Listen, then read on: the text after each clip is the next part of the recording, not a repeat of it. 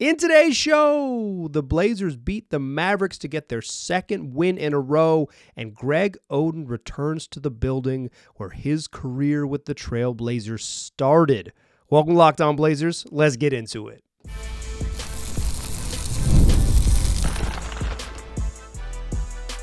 You are Locked On Trailblazers, your daily Portland Trailblazers podcast, part of the Locked On Podcast Network.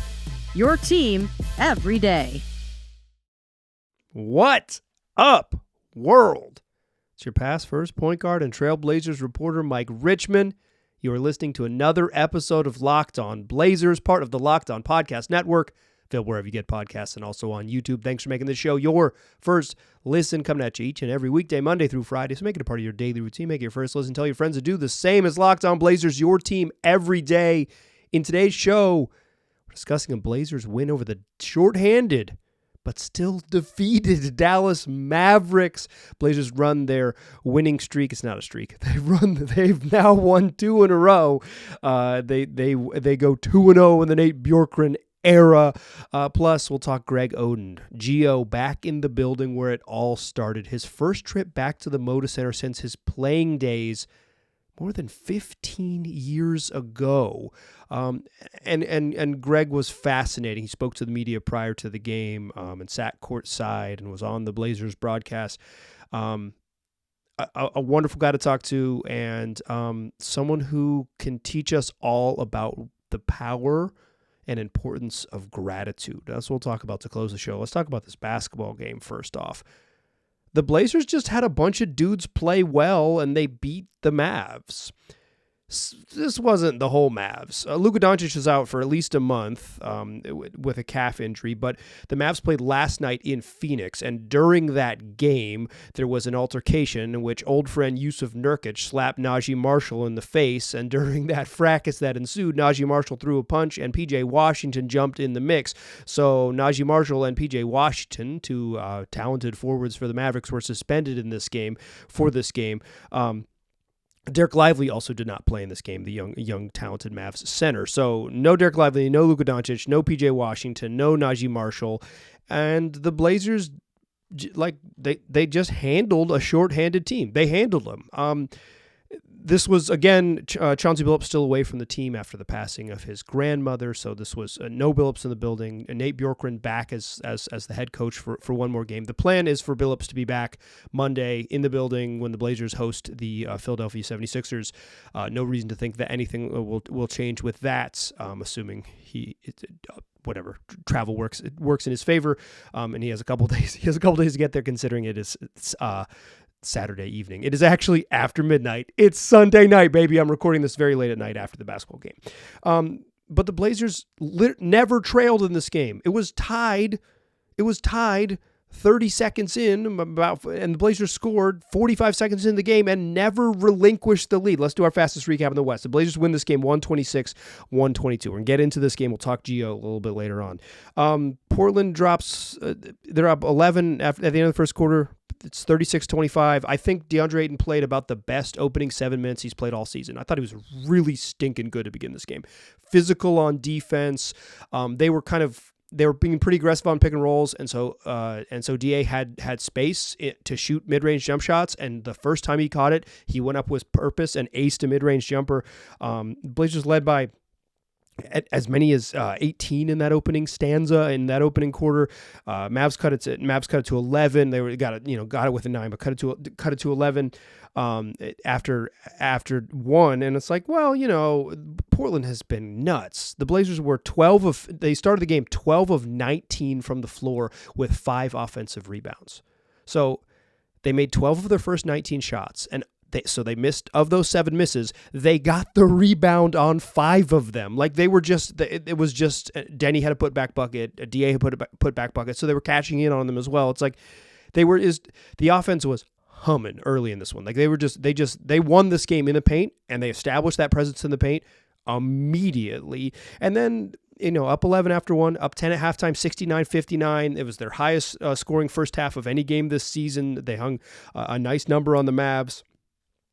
But Kyrie Irving kind of gets loose a little bit in that second quarter. It was a little bit of foreshadowing. He had 24 in the first half, and 15 of them came in the second quarter. But Shaedon Sharpe had 16 at halftime. Scoot Henderson had 12 and 6. They got a nice first half from DeAndre Ayton. I thought like I said, I thought his first shift, like his first 7 minutes in the game, I thought it was maybe the best stretch of basketball he's played this season. He was really, really good. Like he was really good and forceful and demonstrative and purposeful on both ends. It was a good DA night. So you go into the break up 10, come out of halftime. It's like, the Mavs are shorthanded and they're not getting much from anyone not named Kyrie, but you're only up 10. You're going to have to win the game in the second half. Like it's not a big enough lead that you're just going to they're going to go away. And the Mavs they're still somewhat talented. They're still talented. I thought Klay Thompson was really bad in this game, so he was not very good. I think my guy Maxi Kleber, I've been a longtime fan of Kleber. Kleber was also very bad in this game, and the Blazers just blow the freaking game open in the third quarter. They led by as many as 21. They go into the fourth quarter up 15, and then you know they're going to make a push. You know Dallas is going to make a push, right, down 15. How big of a push is the question, right? How big of a push is this? Well, Kyrie Irving said giant push. Kyrie Irving had about as good a fourth quarter in terms of just shot making, like dude who makes shots as you will ever see. It wasn't like, I don't know, it's like, this isn't like one of the great performers of all time, but just in terms of like hard jump shot making, hard layup making, shot making, like that was worth the price of admission if you got to watch Kyrie in the fourth quarter, and the Blazers didn't let him ruin the game. Kind of the best case scenario. You get to see, a dude who's going to be in the Hall of Fame have an incredible game, and you get to see the freaking pinwheels hold them off and make sure they hold on to win. Kyrie Irving gets fouled on a 3-pointer on left wing 3. Denny Avdia got him on the elbow. Denny, this is a funny moment. Denny's like, you got to challenge that, because every player, every time they get called for foul, you got to challenge it. He looks at the bench. Nate Bjorkgren's like, maybe we will challenge it. He's like, was his foot on the line? He's kind of giving the ref the give me a second here. And he looks back at the bench, and I look back at the bench when Bjorkgren did from my seat on press row. And both Blazers coaches looking at the replay in the back, the replay review guys on the second, sitting behind the bench, they both give a hard thumbs down, hard thumbs down. And Nate's like, oh, okay, not going to challenge. Kyrie makes all 3 free throws. All of a sudden, it's a 5-point game with 5:16 left. You're going to have to win the game. And the Blazers come down, and Denny Avdia runs a pick and roll DeAndre Ayton and throws him a lob, and he dunks. They're up 7. They get a stop. They come down, and Shaedon Sharpe gets on the left side a fading towards the baseline mid-range jumper cash. Blazers go up 9. A really hard and just gorgeous shot from Shaedon Sharpe. Blazers go up 9. The Mavs would get close again. They got within 5 with about 30 seconds left, and obviously they hit a 3 late to cut it to 4. But cut it to 5 with 30 seconds left. Blazers make enough free throws. Da hits one, Denny Avdia hits one, but the other Da hits one, and the Mavs don't actually threaten, even though they looked like they were really, really going to at the 5-minute mark, and the Blazers do just enough to get the win. They win 126-122. That's your fastest recap in the West. Just a good game. Just the Blazers. I'll tell you what. I'll talk about this in the second segment. Nate Bjorkgren coached to win the game. he coached to win the game, but balanced scoring. Anthony Simons had 22. Shaedon Sharpe had 23, 21, and 16 boards from DeAndre Ayton. 21 and 5 rebounds, 5 assists for Denny Avdia. Scoot Henderson off the bench, 19 points, 6 assists. 5 steals, including 3 in the first quarter, right away as the Blazers were kind of establishing themselves. And some of Scoot's steals, you don't really see these in the NBA. They were on-ball steals, get your hand on a quick crossover and just, to deflect it mid-dribble and then take it away from someone on the floor. Usually you see steals a poke from behind or getting in the passing lanes or those type of deflections. This was Scoot just dude trying to dribble in front of him, took it away from him on 2 of his first early 3 steals. You get balance. Jeremy Grant was given the Kyrie Irving assignments, and he was greeted with a 46-point night from Kyrie, 20 in that fourth quarter. But the Blazers got balance. They got scoring. They came back and they held on to win a game. They didn't come back. In fact, they never trailed. They led the whole time. But it's they responded when the Mavs made it close. And it's 5-point game with 5-minute mark is a toss up. And the Blazers made sure they made sure they did enough to get out of there with the win, and they did, and they got contributions for everybody. Let's talk contributions. Let's talk the Nate Bjorkgren era in the second segment. Join me on the other side. First, though, I want to tell you that today's show is brought to you by Rocket RX. If you're ready to boost your confidence and take control in the bedroom, Rocket RX has the solution. Imagine feeling more prepared and performing at your best. Rocket RX makes it simple and stress-free. Rocket RX offers FDA-approved treatments for erectile dysfunction at a lower cost than branded alternatives. No more uncomfortable doctor visits or pharmacy trips. Everything is delivered straight to your door in discreet, plain packaging. With Rocket RX, you'll get trusted care from a real U.S. clinical team. Complete a quick 100% online consultation, and you could get your free prescription today. Visit rocketrx.com to get started. Only takes 2 minutes right now. My listeners get 40% off your first order when you use the code LOCKEDONNBA. That's rocketrx.com, and the code is LOCKEDONNBA for 40% off your first order. Terms and conditions apply. Rocket RX, better sex made simple. All right.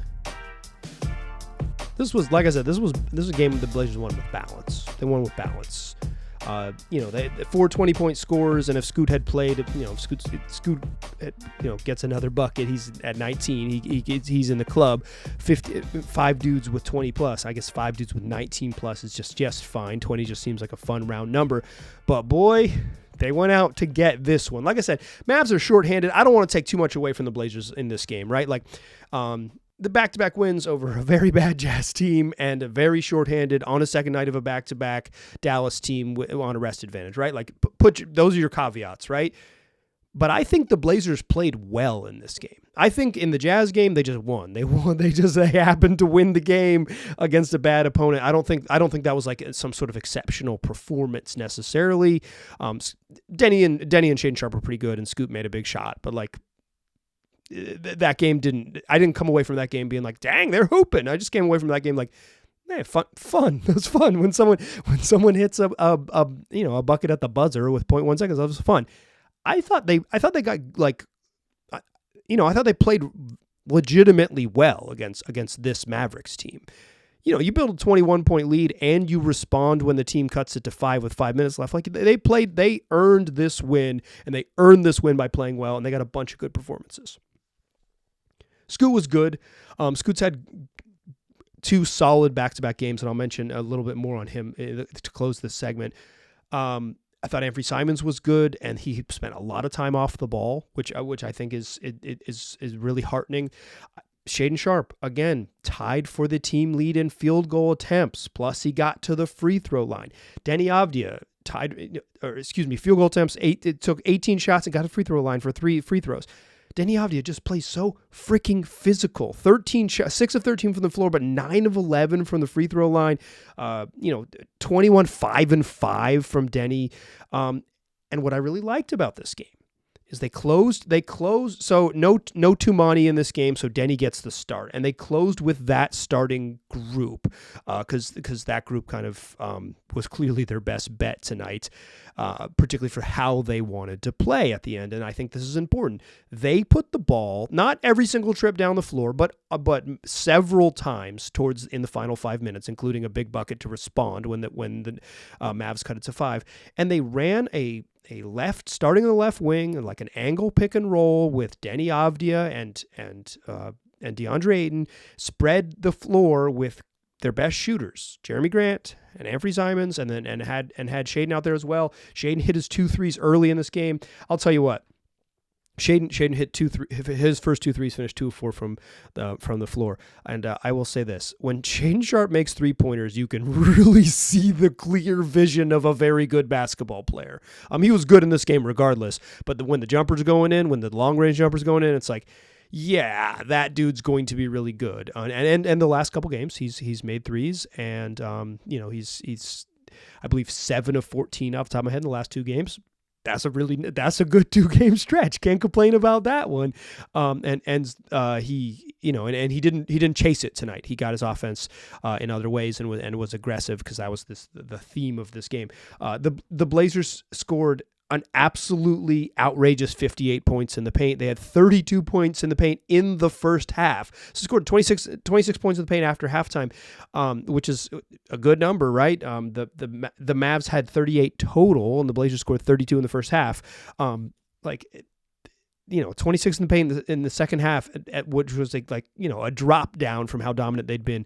Some of that is getting out in transition, but some of that is a concerted effort to get to the rim, particularly in the lineups that didn't have Daniel Gafford in there, or if they could leverage Gafford and kind of get him, in between in the drop in some way and get the little floaters. And Scoot had a couple, and Ant had a couple, and Shaedon Sharpe had a couple, and I like that Shaedon Sharpe's adding them, and Denny was relentless getting downhill. So, final 5 minutes, they put the ball in Denny's hands. They run this angle pick and roll. They spread the court around him, and he scored once. He assisted DA on 2 alley-oops. He found Anfernee Simons for a 3, and then there was another play where he drew defense, kicked it to the corner, 2 passes away, and you get a bucket from Shaedon Sharpe. Like, this was kind of the role many of us envisioned for Denny, was like he's going to get some on-ball opportunities and it'll move Anfernee Simons off the ball a little bit. He's done it here and there, but I think this was one of the first games where we got to see him do it down the stretch to win a game, to they went to that specific action with space, with Denny operating in the pick and roll, and Denny and DA have slowly developed better chemistry, and they had really good connection tonight in the pick and roll. And Denny's he's so good at being really fast and really physical, and then slowing with that deceleration final steps to kind of get layups off in traffic, or to draw fouls, or to sort of just keep a defender long enough with him so he can make the alley-oop pass. He's really good. I think Denny has probably been, on the whole this season, the Blazers' best player. It's not like he's I know, at risk of angering many of my listeners, I don't think he's like this in a tier way above everyone else. But I think he's probably been the Blazers' best player. The best player doesn't need the ball in their hands. That's not the definition of best player. But this was a time when it aligned where Denny could be the Blazers' most effective weapon as an on-ball guy, and utilize both what makes him special. I thought he was really good in this game, and I'm glad they went to him in that way. I thought Shaedon Sharpe was good. I thought Scoot was good. I thought DA was good. I thought Jeremy Grant was fine. They gave him a big old ask, and he did his best, and he got absolutely lit up. But sometimes that's how it'll go. Let's talk a little bit Nate Bjorkgren here. Because I think you get the balanced scoring, you get some good structural stuff with Denny with a spaced lineup. You get another good, another solid and aggressive night from Shaedon Sharpe, things you want to see. You get another good night from Scoot where just 1 turnover and 6 assists. You're getting some good things. Nate Bjorkgren getting wins in back-to-back games, there's a natural inclination to say this is the savior, this is the king, this is the guy who's gonna he's so much better than Chauncey Billups. And I don't know, I'm not going to say one way or another. I've been very clear here that I think the Blazers should have moved on from Chauncey Billups at the end of last season. So it's I'm not caping for him. I'm just I don't think X's and O's wise much was different. The Blazers still ran their little dribble handoff series and got into stuff. I think if you're pointing to something that you want to say is different a little bit structurally, is more Denny pick and roll stuff, but I don't know that that's too different. And a couple times in the true crunch time, in the biggest buckets of the game, the Blazers gave the ball to Anfernee Simons and let him cook. And you know what he did? He blew past Maxi Kleber and scored. That looked a lot like a Chauncey Billups team. And boy, Nate Bjorkgren coached this to win the game. 41 minutes for Jeremy Grant, 39-38 for Anfernee Simons, so just shy of 40 minutes. 38 for Shaedon Sharpe, 28 for Scoot Henderson off the bench was a good number. But we got 8 minutes of Chris Murray. 2 brief cameos. We got 4 minutes and 21 seconds of Ryan Rupert. He played a minute in the first half, and he played 3.5 minutes in the second half, and 12 minutes and 18 seconds for Donovan Clingan. Basically played 7 guys, 6.5. Clingan only played 12 minutes. Nate Bjorkgren coach to win. I don't even say that to be critical necessarily, but like if you were thinking like, well, this dude is going to be the guy who plays the youngsters and lets them, actually chase the rebuild, et cetera, et cetera. Nah, no. Playing freaking Jeremy Grant 41 minutes, 41-43 according to the official box scores, playing Jeremy Grant 42 freaking minutes and having him guard Kyrie Irving while getting cooked is a very similar thing to what we have seen Chauncey Billups do. I am not really willing to say much about Bjorkgren being like wholly different and better and all these things. And if you want to do that, I'm not exactly going to argue with you. I'm a little bit of an arguer, but like I that's not what my eyes are seeing necessarily. The only thing I would point to, like I think I mentioned it in yesterday's show about the Jazz game. It's like, or the last show I did about the Jazz game, the difference was like who was on the court at the end of the game in the Jazz game. That was the biggest difference, is that Anthony Simons and Jeremy Grant didn't play at the end of that game. That was the big difference. It's something that felt very different than a decision that Chauncey Billups would have made. Impossible to know if Chauncey Billups would have made it, but I can tell you very clearly it felt different. I believe that wholeheartedly. And in this game, it's like this one, I don't think this one felt wholly different. Maybe the Denny stuff, but I don't even think that felt different. Billups has been known to like say, I like this action, let's run it again. And like you're talking about like an angled pick and roll from the left side. That's like a high pick and roll, but started on the left side so Denny can go right, so he can drive middle and get to his right hand. Like he's very right-handed and he's good going right hand. He's good getting to his right hand. So they set up a pick and roll where he can go hard to his right hand like that. It's like Billups has talked about designing plays to get him moving to his right early on in the season. Like this feels very similar to me. The only thing I will say that is like, and it's unprovable and unknowable, but the thing that I am like raising probably one eyebrow, I can't do that if you're watching on video, but slightly raising my eyebrows to, is that Scoot Henderson felt better in these two games. Did Scoot need a different voice? Did he need a different something? Is it just the combination of a new coach giving him the freedom or the directions? Like, is it the only thing that I think feels different to me that I think would be like worth saying, okay, this is a different thing, is that Scoot feels unlocked a little bit. Was Scoot like exceptional in either of these games and like the star of stars? No. In fact, like he took a very hard shot at the end of the game against the Jazz that if he misses, I think this feels very different, right? It feels very, very different. And so I don't want to paint it as much, but like having Scoot string together two solid performances in a row. The other stuff, this feels just so random. Any two sample games, understanding the opponents and all the things like. I'm just not ready to tie this to Bjorkgren different from Chauncey. I don't feel that at all.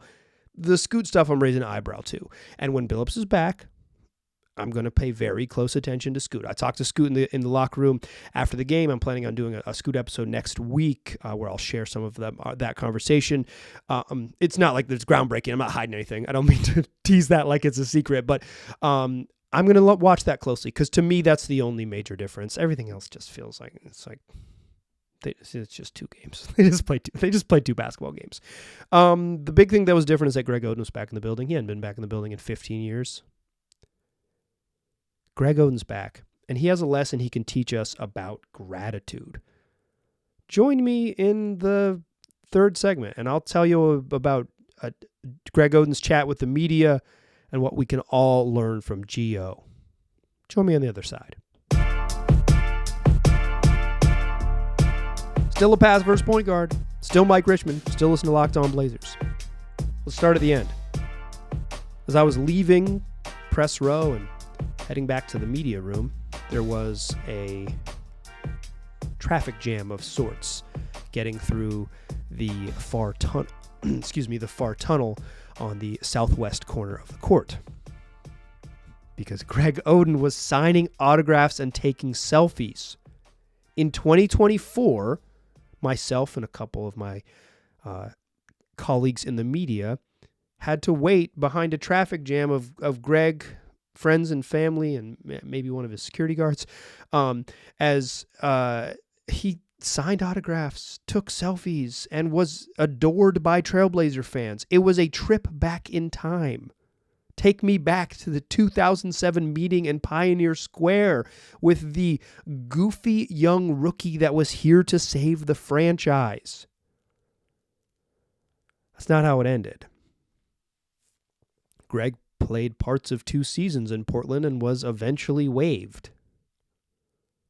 He is a massive, both on the court and frame-wise, what if?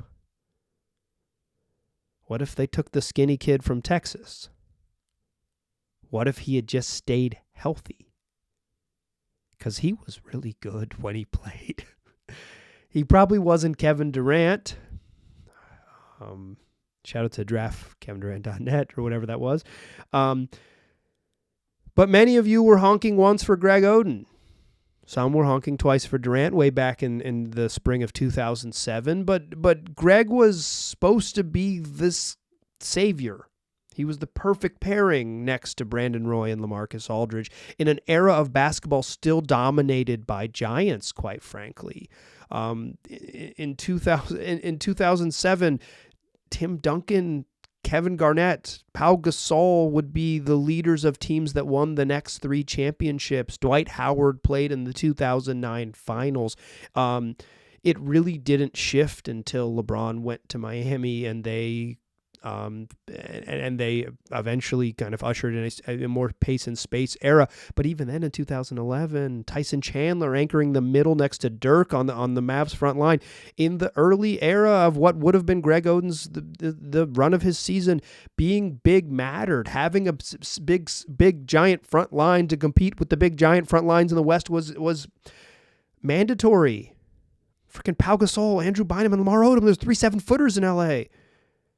If you're gonna mess with the champs, if you're gonna compete with Duncan, you need to be really big. It was necessary. Even if the skinny kid from Texas turned out a little bit better. I was in the building in that December night in 2009 when Greg Oden's career ended, his Portland career, as he would get back on the court some 4 years later with the Miami Heat and make it to the Eastern Conference Finals and lose to, yes, Tim Duncan in the NBA Finals. But I was in the building. I remember watching Greg Oden sit on the court near the foul line and feeling like this was the end of something, because his career started with him missing that rookie season with a knee injury, playing in what was his sophomore year and then getting hurt midway through year 2. That was the 9-10 season. He got hurt in early December of 2009. And then he missed all of that year, all of the next year, and the one after that. And then he played portions of that 13-14 campaign with the Heat before his NBA career ended. Greg Oden, in a lot of ways, was a tragedy by the time it ended. I dug up an old interview with him about facing the Trailblazers, written by a friend of the program, Casey Holdall. It was written in that in the spring of that year, 2014, and Greg was getting a start against his former team. And the interview reads as someone who is just thankful to be playing. Doesn't want to talk about health or what ifs or anything. He's just like, I'm trying to play basketball. I'm the only thing I'm worried about is maybe having a chance to continue doing this. And his career in the NBA would end, a few months later when the Heat's season ended in the NBA Finals. Talking to Greg today, he walked into the they didn't hold it in the media room. He did pregame media. They held it in this weird little room in the back that I've never been in at the Moda Center. Fun to see new weird little rooms in a building I've spent many nights over the last 10 or 11 years in.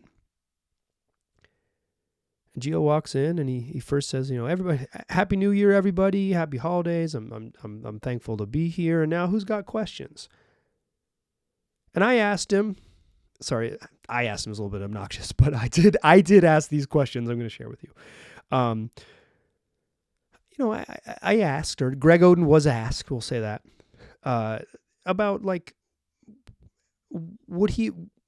did he always want to come back here?